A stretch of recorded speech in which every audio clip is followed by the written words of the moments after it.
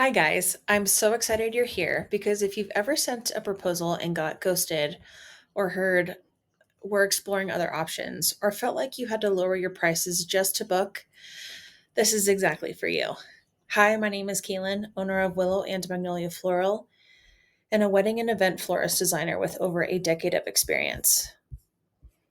After years of refining my own process, I now teach florists how to create proposals that not only reflect their artistry, but actually convert so they can book better clients and price with confidence.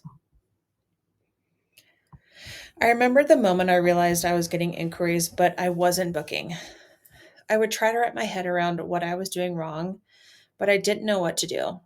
And no one really talks about the real reason couples say we're going in another direction.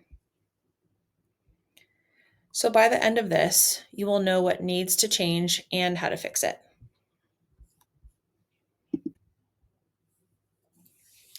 I want to start by saying if you're experiencing any of this, it's not because you're not talented enough, and you're not the only one experiencing this. Most florists think it's their designs. It's not. It's how your work is being communicated. A lot of florists end up undercharging just to book the client and then over deliver on the wedding day because one, they want the photos, or two, need the income. I get it. I've been there. I did this so much at the beginning and remember booking this one client who had a great ceremony vision, simple reception tables, and a beautiful color palette. I knew I could use the ceremony photos for my portfolio and needed the income, so I took it on. I overbought on the flowers, buying things I've been wanting to use, and was well over budget. I did this to make the ceremony look even better and instantly regretted it because I was losing money and attracting the wrong clients. Another time, I had a bride who inquired who was getting married at her family's private estate. She had booked a high end photographer, and I remember thinking, okay, this is my chance. If I can just go above and beyond on this proposal, this could turn into more bookings, more exposure, more opportunities. So I did what I thought I needed to do to book her. I over delivered. I created multiple proposal renderings. I stretched her vision in different directions. I added more ideas, more options, more everything. And when I sent it off, I felt confident. Like, how could she not say yes to this? But instead, she came back and cut over 40% of the flowers. And I remember that feeling so clearly because it wasn't just about the flowers. It felt like I got cut. I had spent so much time trying to impress her and still didn't land. But here's what I didn't understand at the time: she didn't cut the flowers because she didn't like them. She cut them because I never clearly guided her through the vision. I overwhelmed her instead of leading her. I thought I was doing the right thing by giving more, but more options actually made it easier for her to take things away because there was no clear anchor. No, this is the vision. This is what it takes to bring it to life. But the real issue is this: your proposal isn't clearly communicating the client's vision in a way they can fully understand and trust it. About 12 years ago, I applied at a small family owned flower shop right around the corner from where I lived, and he hired me right on the spot. I had zero design experience, I didn't know flower names, I had never put together an arrangement before in my life, but I learned quickly. Within that first year, I completely fell in love with floral design: the creativity, the emotion behind it, the way it brings a wedding to life. From there, I went on to work at a couple other flower shops and eventually started to get asked to do flowers for family and friends' weddings. And I'm sure this sounds familiar because, to a lot of us, because that's how many of us start. Your work is beautiful, people start noticing, and suddenly you're getting inquiries. But when no one really prepares you for is what happens after the inquiry comes. I remember putting together one of my very first wedding proposals and looking back now, it honestly was so embarrassing. It was long, so many paragraphs, barely any visuals, no clear structure. I was trying so hard to explain everything, but I wasn't actually communicating anything clearly. And because of that, I got turned down over and over again. Aside from a few family members and friends who already trusted me, most people didn't move forward. It took me 5 years to feel confident in my proposal writing. Those 5 years of trial and error, losing so many clients, but I needed to see what actually worked. I used to over explain everything, write paragraphs under every single item, trying to include every single detail imaginable, and still clients wouldn't book. The photos were so small, and paragraphs overtook the entire proposal. At the end of creating the proposal, I was so exhausted because it would take me so long to create.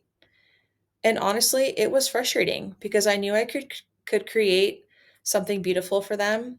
I just couldn't get that across in my proposals. But once I learned how to simplify, position myself through my tone and wording, and price properly, everything changed. One of the biggest mistakes I see is pricing just to secure the wedding. You think, I really need this and I know I can get more bookings. But when you do that, you attract clients who are price focused, not value focused. And those aren't your dream clients. Your dream clients are looking for someone they trust, not just someone who's cheaper. And this goes beyond proposals. Even your Instagram matters. I would see other florists on social media creating large scale, gorgeous weddings. And I would say to myself, I am more than capable of designing a wedding like that, but why am I not getting those inquiries? Here's another example. If a florist content is showcasing smaller generic work without intention or detail, they are unintentionally attracting the wrong audience.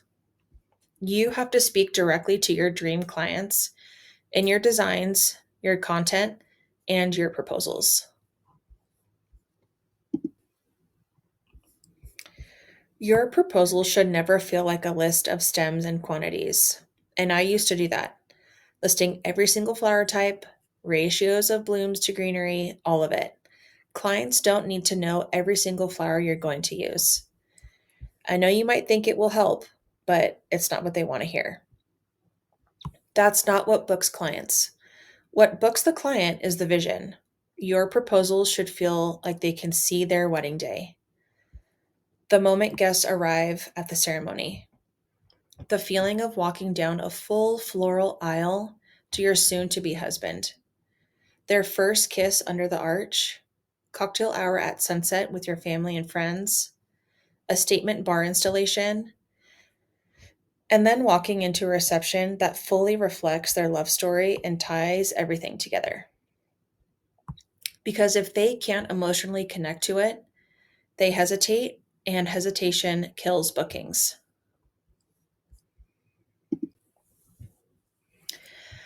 You could have the most beautiful work, but if your wording feels unsure, clients feel that. Confidence in how you present your work builds trust instantly, even in how you speak to your clients. This matters. Instead of saying, what do you think? You shift to, tell me your overall thoughts on the proposal. Instead of asking, do you want to repurpose ceremony flowers? You say, yes, we can repurpose your ceremony arch and aisle gardens into the reception. I typically place aisle gardens in front of the sweetheart table, cake table, DJ booth, and key areas to bring everything together. You're guiding your clients. Other phrases are, we typically recommend, or this is what I've done for my higher end clients in the past. And if the client asks about wedding vendors in the area, I will recommend vendors I've personally worked with and trust. Position you as the expert, and that changes everything.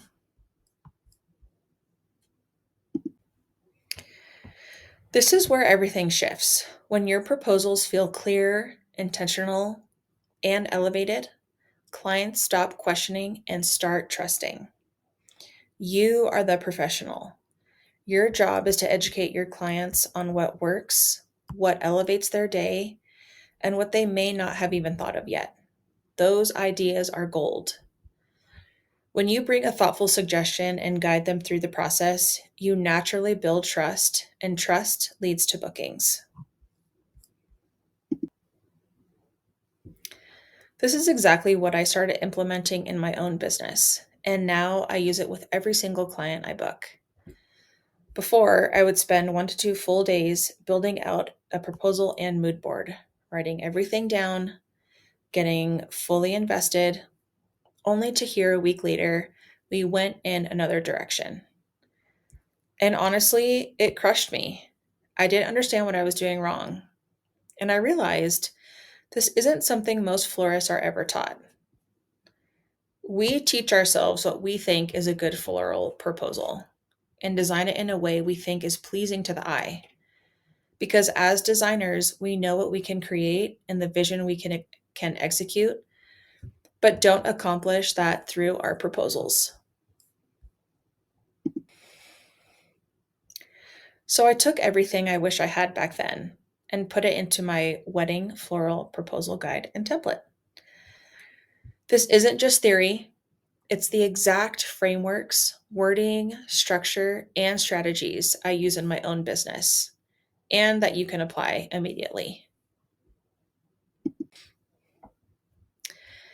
Inside the guide, you'll get my mini mood board template and exactly how I structure it, a client ready proposal template for Canva and Apple Pages, a step by step download of every single proposal page, my full proposal process and timeline, a framework designed to attract aligned higher end clients, my wedding floral pricing layout, a polished system that saves you time, and the exact email template I use to send proposals.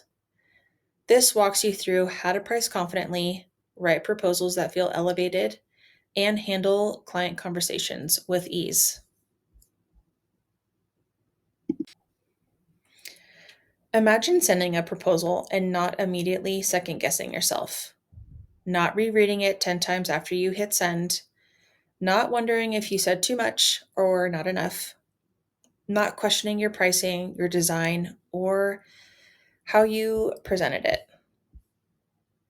Just confidence. And imagine your client opening that proposal, and instead of picking it apart or asking a million questions, they feel clear. They understand the vision, they trust your decisions, they see the value in what you're creating.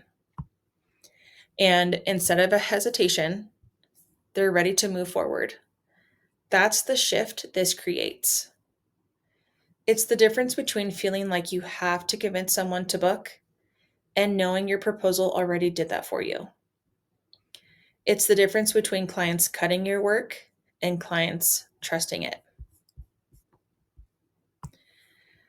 And once you experience that shift, you do not go back. So, if this resonated with you and you're ready to stop guessing and start feeling confident in your pricing and proposals, this guide is for you.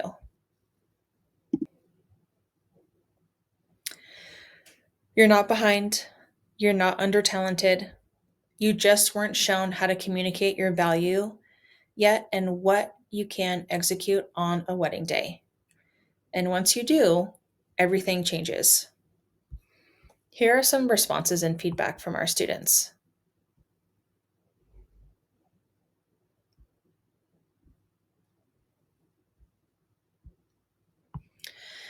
I don't want you leaving this webinar still second guessing yourself. That's exactly why I created this guide.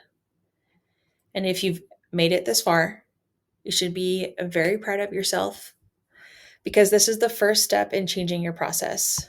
So, thank you very much for being here and listening to our webinar. Click the link below to grab the proposal writing guide.